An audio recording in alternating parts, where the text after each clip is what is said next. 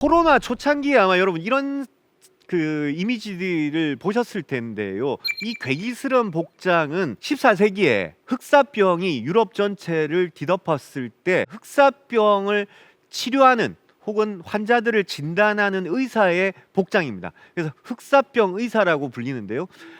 새 부리처럼 길게 생긴 이 부리처럼 생긴 마스크는 일종의 공기를 접촉하지 않기 위한 방독면 역할을 했습니다. 그리고 오른손에 들고 있는 지팡이는 환자를 이렇게 직접 만지지 않고 멀리서 이렇게 떨어져서 환자의 상태를 살피기 위한 도구였습니다. 흑사병 의사의 모습이 이렇게 괴기스럽게 그려져 있습니다. 당시에 굉장히 암울했던 상황을 보여주는데요. 이 흑사병은 순식간에 유럽 전체로 퍼지면서 당시 유럽 인구의 3분의 1에 해당하는 2,500만 명에서 3천만 명이나 되는 사망자를 냈습니다. 우리가 코로나를 겪으면서 이렇게 의학기술이 발달해 있는 상황에서도 코로나가 무섭게 느껴지는데 당시 중세 유럽에서 흑사병은 얼마나 무서웠겠습니까? 그러다 보니까 사람들은 공포에 질렸고 공포에 질린 사람들은 뭔가 위안을 찾을 수 있는 거리가 필요했습니다. 그런데 증류주는 여러분 40도 50도 되는 증류주는 불을 붙이면 파란 불꽃이 일어납니다.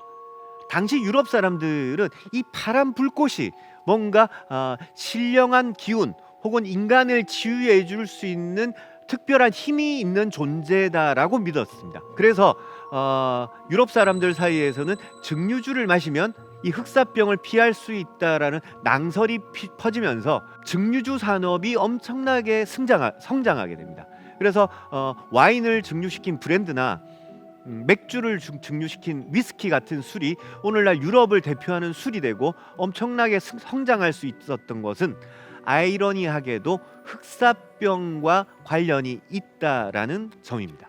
자, 그 다음에 대항해 시대를 가능하게 해줬던 것도 술의 도움이 컸습니다. 사실 이 중세 유럽에 그러니까 1400년대에서 1500년대에 6개월씩 바다에서 이렇게 항해를 하려 그러면 가장 중요한 건 먹는 거죠. 먹는 건데 정말 먹을 게 없었습니다.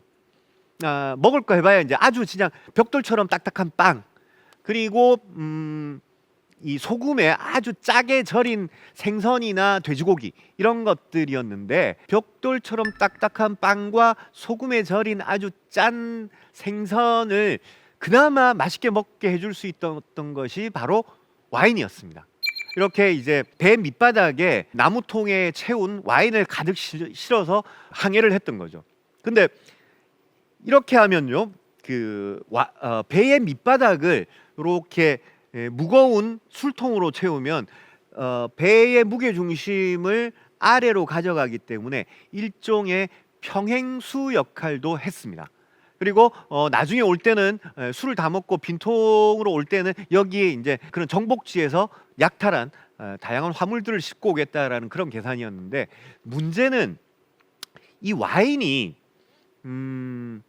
약 15도 내외의 알코올 도수를 갖고 있기 때문에 장기 항해를 하다 보면 와인도 쉬어버리거나 상해버립니다. 그래서 장기 항해를 위해서 이 와인을 좀 오래 보관할 수 있는 방법이 뭐가 있을까? 그래서 이제 유럽 사람들이 개발해낸 방법 중에 하나가 알코올 도수가 약 15도인 와인에 이 와인을 증류시켜서 만든 증류주인 브랜디를 조금 섞으면 어떨까? 그래서 브랜디를 조금 섞었더니 약 22도 정도의 와인이 됐습니다. 이런 와인을 주정 강화 와인이라고 합니다. 뭐 마데이라나 세리주나 이런 술들을 말하는데요. 22도가 되니까 와인이 썩지 않는 겁니다.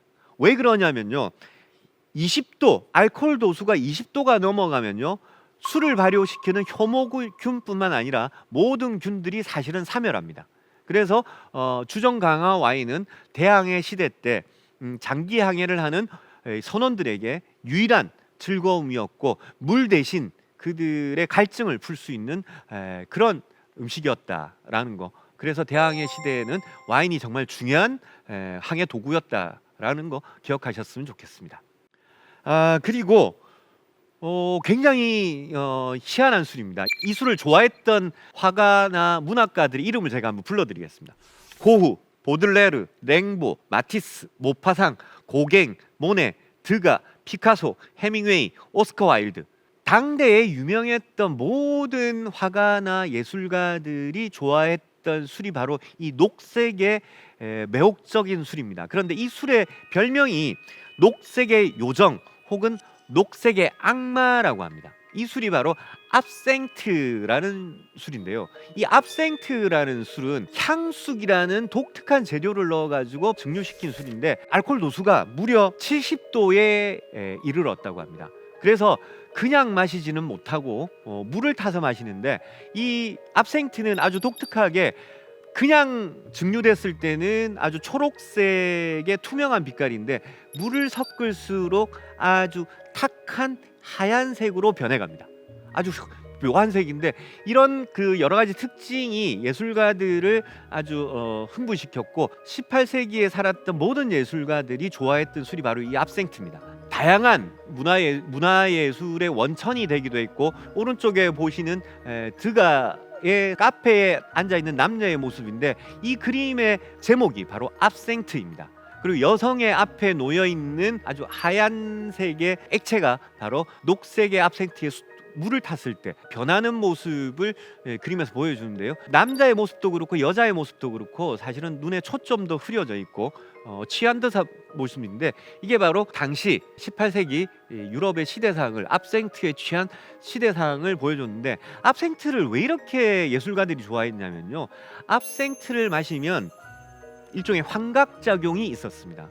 그래서 고우도 그렇고 많은 예술가들이 압생트를 마시면서 일종의 약간 환각 상태에서 작품 활동에 몰입할 수 있었던 거죠. 근데 예술가들은 그랬는데 일반 시민들은 이렇게 독한 압생트를 마시고 정말 상상도 할 수 없는 극악한 범죄를 저질렀습니다. 그래서 프랑스에서는 1919년에 압생트를 제조도 판매도 하지 못하도록 금지시킵니다. 압생트에는 사람의 정신을 흐리게 만드는 마약 성분이 있다라는 이유로 금지시켰는데요. 흥미로운 것은 현대에 와가지고 기술이 발달해가지고 보니까 압생트에는 사실은 그런 성분이 없더라는 겁니다. 그래서 유럽 연합은 1981년 이 압생트의 생산을 다시 허락하기에 이릅니다. 자, 술과 떼놓을 수 없는 또 하나의 역사적인 사실은 바로 금지의 역사입니다. 술은 정말 전 세계 여러 곳에서 오랫동안 금지를 합니다. 술의 금지의 역사 중에 가장 대표적인 게 바로 미국에서 발령됐던 금주법이죠. 미국에서는 이제 이 술 없는 미국을 만들자라는 뜻에서 금주법을 발효하고 이 금주법을 발효하면서 미국 전역에서 술이 없어졌는데 근데 금주법을 발효한 미국은 어떻게 됐을까요? 오히려 밀주가 늘어나게 됩니다.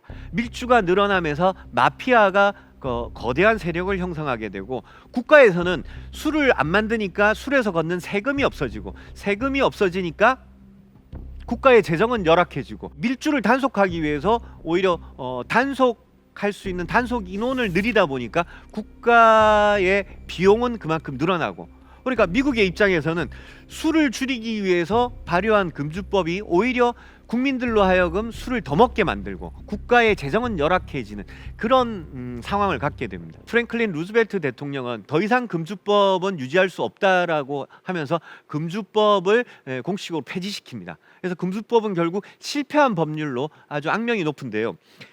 미국뿐만 아니라 사실은 우리나라에서도 굉장히 금주법의 역사는 깁니다. 삼국사기에 따르면 이미 백제 시대부터 먹을 수 있는 곡물을 자꾸 술을 만드니까 술을 못 만들게 해야 된다는 금주령을 내립니다. 조선 시대에도 아주 여러 차례 금주령을 내리지만 이렇게 금주령을 여러 차례 내린 이유가 뭘까요? 바로 음식을 만들어야 될 곡물을 술로 너무 많이 만들어 먹다 보니까 심각한 식량 부족 사태를 가져옵니다. 그래서 술을 만들지 못하도록 동서고금을 막론하고 금주법이 계속 이어지게 됩니다.